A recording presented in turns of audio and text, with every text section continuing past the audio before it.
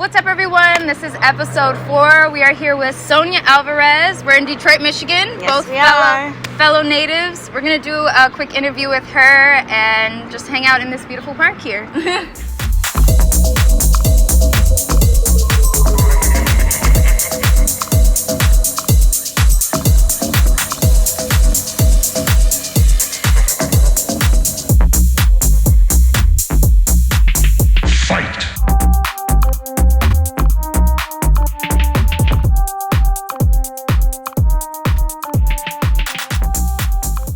Question for you: who are some of your top 3 favorite Detroit DJs? Top 3 favorite Detroit Yeah. DJs. Great question.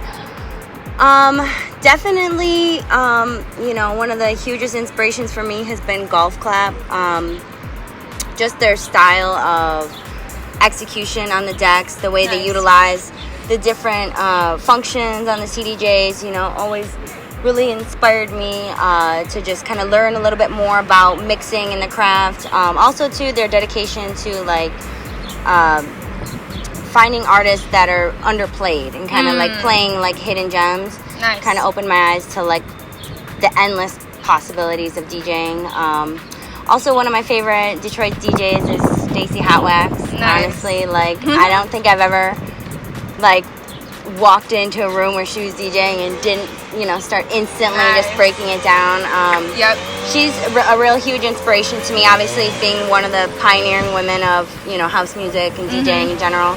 And then, honestly, I would have to say Asher Perkins is one of my favorite Detroit DJs because I feel like the way that he plays techno is kind of unique to him. Okay. And I feel like that's kind of important in something that kind of has very much of a standard. Right.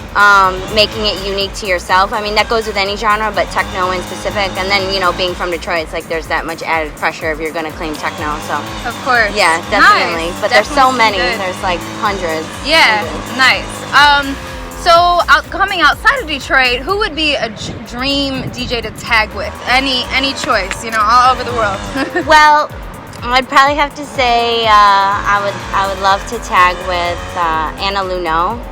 She's from Australia. I got to close for her a couple years back at Leland City Club. Nice. And her energy on stage was so great, and her track selection too, and just the way that she has presented herself to the world with her newly found motherhood, and it's just kind of inspiring to see her. So awesome. I would definitely like to tag with her. That's amazing. That sounds awesome. So we're going to wrap it up with actually our third question. So we did get to play your track earlier. So how long have you been producing? When did you start doing that? So I actually started dabbling in producing not too long after I started DJing, but there's a lot of, in my opinion, there's a lot of complex layers to producing. Right.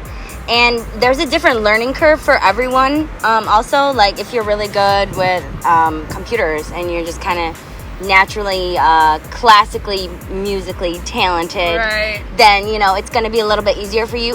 But the short answer, it's been about 2.5 years that I've been kind of been on this grind of trying to self-educate and make something that I enjoy and that I feel comfortable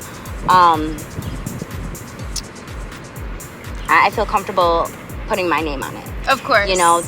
There's a lot of possibilities out there when it comes to making music, and there's a lot of people that will want to tell you, they'll want to help you, which is great, but it's hard telling the difference between someone who's trying to change you and someone who's trying to help you. Yeah. So it's kind of you got to take the time to identify truths within yourself to find things that truly represent you as an artist. Nice. So and it has been a self-teaching process for you with production? Yeah, I mean, definitely for the most part. I mean, I've had, friends where I've spent a few hours with here and there, but I'm very much an in-person kind of person. Yeah. Or in person. And I really need to be in person to kind of grasp those different learning things, the hands-on. So, nice. I haven't really utilized too much of what the internet has to offer.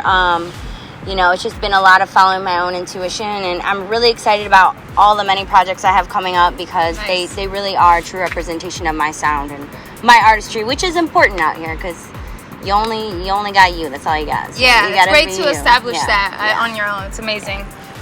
So we really appreciate you coming out here to meet us today. Appreciate you. In this Thank you beautiful so weather. much. It's and so then beautiful. Also, keep us up to date. I know you have a gig coming up at Grasshopper, correct? Yes. So you can tell us about that We have too. a gig coming up. Me and Solar Spice and Quirrell. We're playing Friday the 3rd. That's the day before July 4th. So it's limited capacity, in the basement of Grasshopper. I mean, wear a mask if you want. Make sure that you buy your tickets because it will sell out. All the shows right now are selling out. We just had one at the Magic Stick, and that was a lot of fun. So if you feel comfortable coming out, come dance. She's getting it started for the summer. So check this girl out, Sonya Alvarez, and she's got the moves, got the energy. So thank you so much for having me, Carmen. Yeah, thank you, girl.